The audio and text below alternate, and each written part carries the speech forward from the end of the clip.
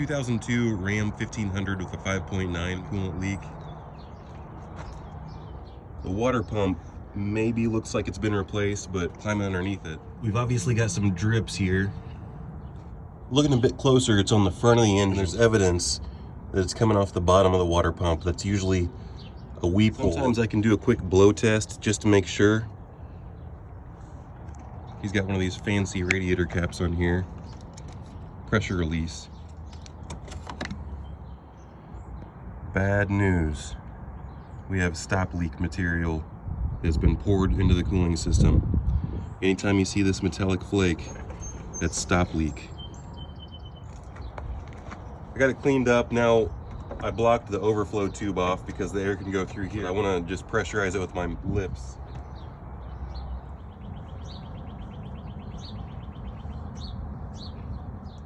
I'm going to suggest flushing the cooling system, maybe even flushing the heater core since it's had this stop leak material added. You always want to look at the hoses and then maybe even quote the thermostat as well, but we definitely got to replace that water pump. This is an example where I'm trying to get this radiator hose off. The clamp is tucked way down in there, so it's really difficult for me to get my hose clamp pliers way down tucked in there. But these twin grips work really well because they'll go straight down. Got it on right there. You know, it's going to be easier in this case for me to just slide the clamp down off the hose, get the hose off, and then get the clamp later. See how it was swollen a little bit? So that spring clamp wasn't off that bulge. Now I can remove the clamp the rest of the way. Here I'm doing a water pump on this Dodge Ram with a 5.9 liter V8. And I have to remove this fan clutch. So I have to get this big nut loose. And I know they make special tools for this, but I've yet to buy one because I don't really do that many. I just recently did one of these on my 7.3 F350 dually, and I ended up using my air hammer. And I typically try something new every time. This time I'm going to try something new again. I'm going to use these, even though these don't really fit that well, I'm going to try these just to see what happens. And you got to figure out which way it goes. I believe this is lefty-loosey like normal. I'm just going to take these vice grips, and this is a 36 millimeter nut. I figured that out by putting my adjustable wrench on there because it has a gauge that shows you. These pliers really are not big enough, but I'm going to try it anyway. To put some heat on this nut just because it'll make it easier for me. The heat's far enough away from the belt to where it's not going to get the belt hot. I'm just getting it right on the nut, on the threads. I'll come back to that here in a second. I'm going to put some extra tension on this belt to get this thing loose. Well, we'll see how this works because it's wanting to loosen the nut. All right.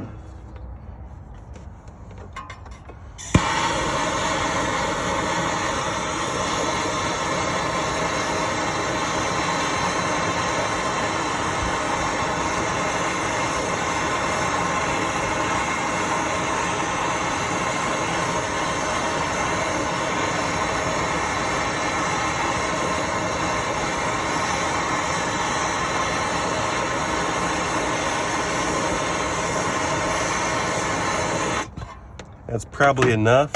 Now I'm going to take my mini sledge. I don't want to hit the fan.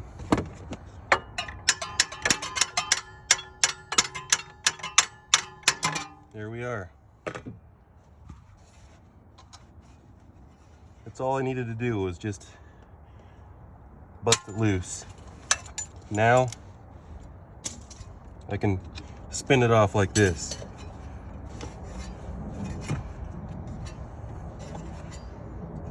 Careful to make sure I grab the fan blades. See, it just fell off. I don't want it to fall into the radiator fins because it can damage them. I'm gonna go ahead and take the belt off. Once I get this belt off, then I can get it out. Or I could even take the fan shroud off with that out of my way. I'm dealing with the cooling system, so I have to inspect the entire cooling system. A long time ago, but these are Daco aftermarket hoses. This clamp was not really put on there that well. Now coming under the vehicle, on this side of the frame rail, we've got another hose. If you'll notice, he reused this spring style hose clamp, which is fine as long as they have enough springiness to it. But take a look at how this clamp is all the way at the end of the hose. This hose right here needs to come all the way right here, and this hose clamp needs to remain in the same spot. The hose clamp's in the right spot, but the hose is not. The hose needs to be all the way back here. Let's say I don't touch this. 2 weeks later, this hose can blow off. Guess whose fault it is? My fault, because I didn't look at it. Of course they're not going to believe me. Now I've got to take this radiator shroud out because I'm doing the water pump. We're going to start with these 2 bolts in the side. Bottle off with just 1 bolt, overflow tank. Pull it off the nipple.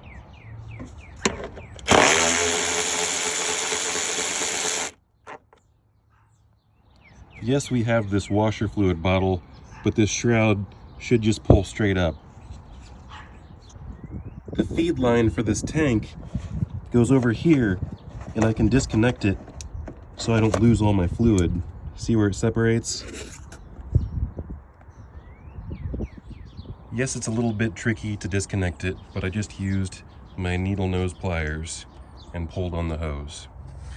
Now I'm just going to disconnect these 2 connectors. This one has some kind of stupid safety switch on it. You got to pull up and then you push down on this tab. Now you got your level sensor connector down there, and that one just pulls straight off.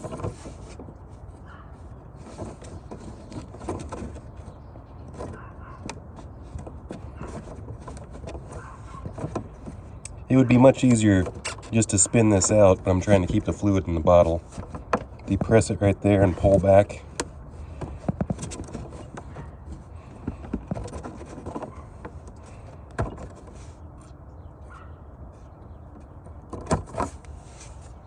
Now it's simply going to pull straight up out of its tabs on both sides.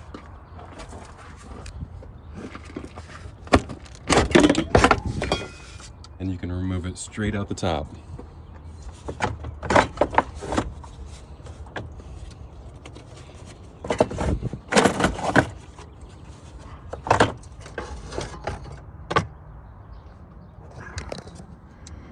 Go ahead and grab your fan, or you could take this out if you take the belt off first. To keep all the fluid in there, I just opened up the cap and slid this hose through here. Now I need to fix this hose clamp because remove this serpentine belt. And I always like to just look at what pulleys go on the outside and what pulleys go on the inside of the belt.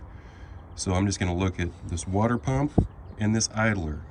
This is a tensioner. So the belt goes around every single pulley except it goes under the idler and under the water pump. That makes it really easy for me to remember.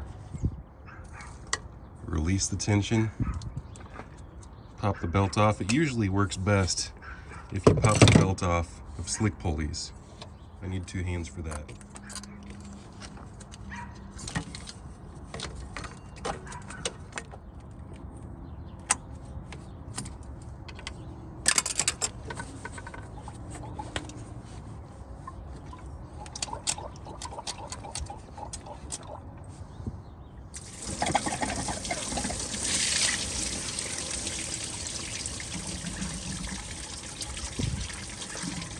Someone put this worm clamp right here. How did they get this thing tightened down? That's tucked in there pretty good.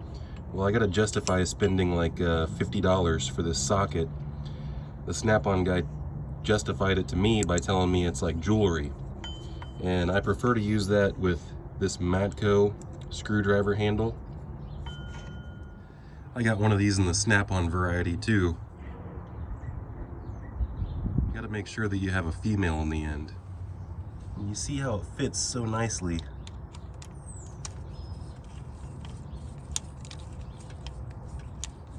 Time to start unbolting stuff. I just got that worm clamp loose. That's aftermarket. I got to transfer this metal pipe right here.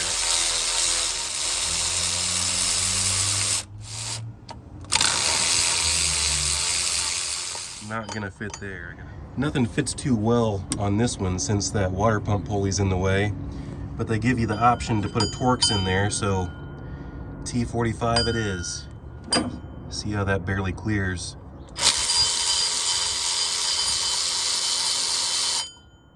Be nice if the rest of them were like that too, so I wouldn't have to switch back.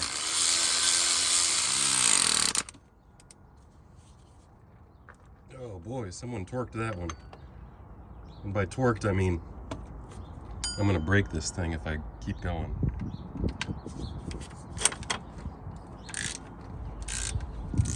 It's always good to bust them loose with something bigger anyway. If you ever want to know where the bolt holes are, just look at your new part.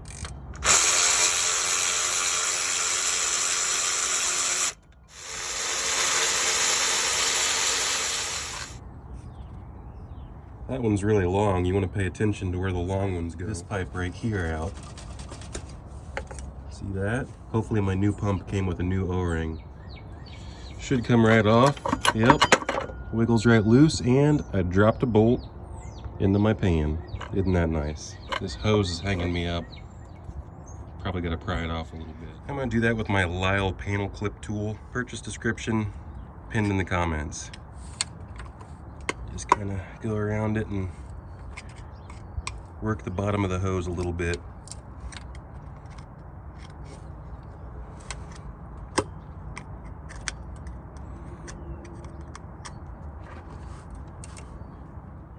Went ahead and took out all the bolts. Set them in the water pump so I can get an idea where they go. It's pretty easy. 2 long ones go on either side. Of course, the special one goes on top, and then 2 short ones go on the bottom. Now just pull it out a little bit like this. I pried that hose off just a bit, and time to replace the pump. First, I'm gonna pick off this paper gasket. Hitting it with the whiz wheel just makes a mess, and they cost money as well. Razor blades are a lot cheaper. Razor blades might be a little bit more dangerous, but they do a much cleaner job usually. You just pop the whole thing off. And after I razor blade it, then I'll hit it with the file. I got it pretty good with that razor blade, but that's why I keep this file right here, this small one. Just sit it flush against the surface and hit all the angles like this. All the way around it. Got it all the way cleaned up. Now I'm gonna hit it with that fresh microfiber. I'm gonna furthermore with that brake clean.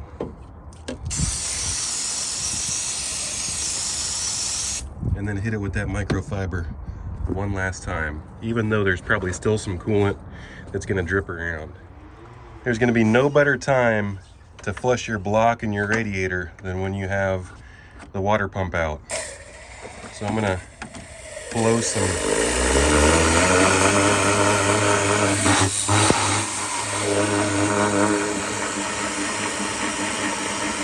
water in this side. You see it coming out the other.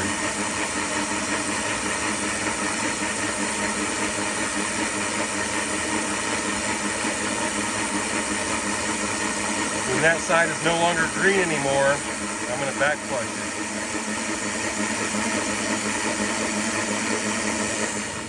it. So I'm about to install this water pump. The guy that bought the parts bought this right here. I have never purchased this before, and I could use it. You don't theoretically need to put anything on this. The paper gasket should seal it, but to tack it on there, I'm going to use this spray-on copper high temp sealant. You got to make sure you shake it plenty good, and then just coat the whole thing, and then stick it on.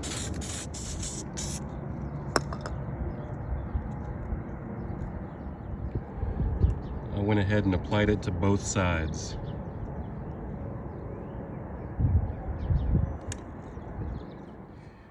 When your bolts look like this, packed full of corrosion, go ahead and do yourself a favor and hit them on the wire wheel before you install them back into the engine. That's going to verify that you have the proper torque and feeling on all the bolts that go back in the block and you don't damage threads. Don't have a rag in your hand while you turn the wire wheel on either, you big dummy, you big dingus.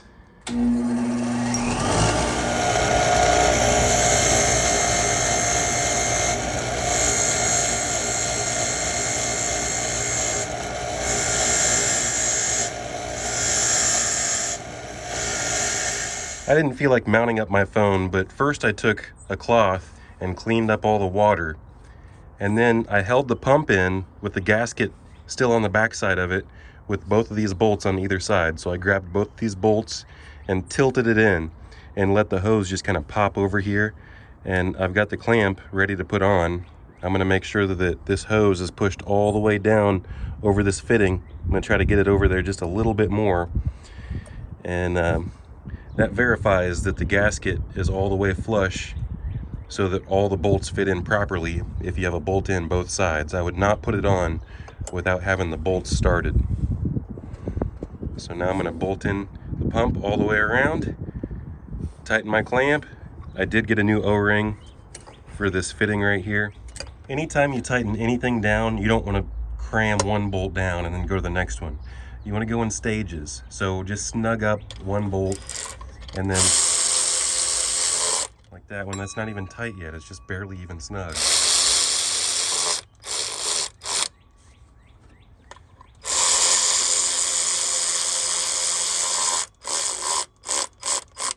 See, I'm tapping the trigger.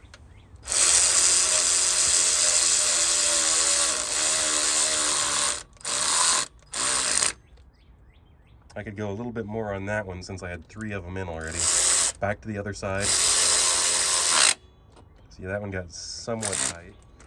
See, this is not tight at all. If I just hit the trigger, this doesn't have hardly any torque on it. This vehicle has already had the hoses replaced at some point, but whoever put the hoses on didn't do a very good job. Let me just show you.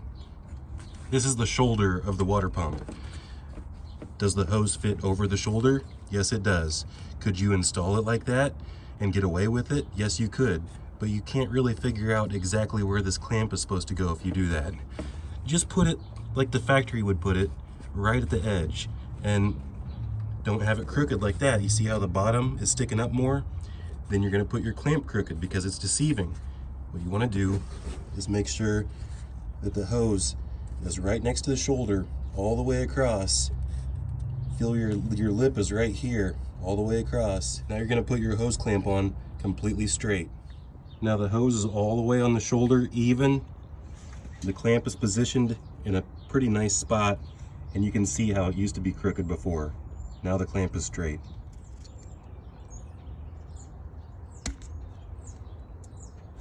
Scotch-Brite. I'll slide the rubber on there.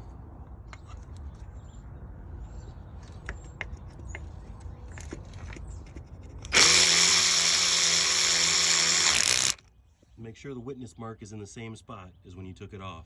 Otherwise, it's not fully seated. A thermostat, it comes with this whole neck. I thought I might have had to take the alternator off to clean the housing area after I remove it, but first off, I just got to unbolt it. So I got a long extension down here. Pull out your bolts with a magnet when you're done unbolting them.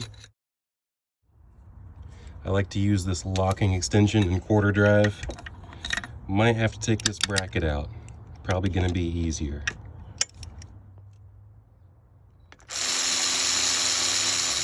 To save a step, I'm going to pull this out as a pair. If I can get it. There we are. See that? Rusty. Cleaning it is the hardest part. I was already planning on using a pressure washer. I already pressure washed that housing from the top down. Blow it out with the thermostat removed.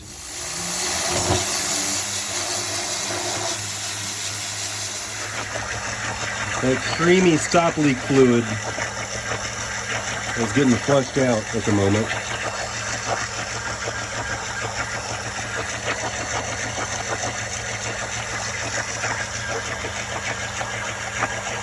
Normal water would not look like that.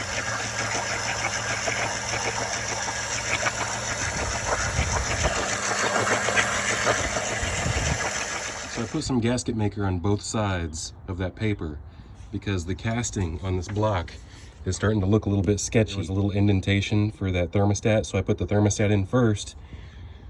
I didn't sandwich it in between the gasket or nothing like that. And down in there and bolt it in place.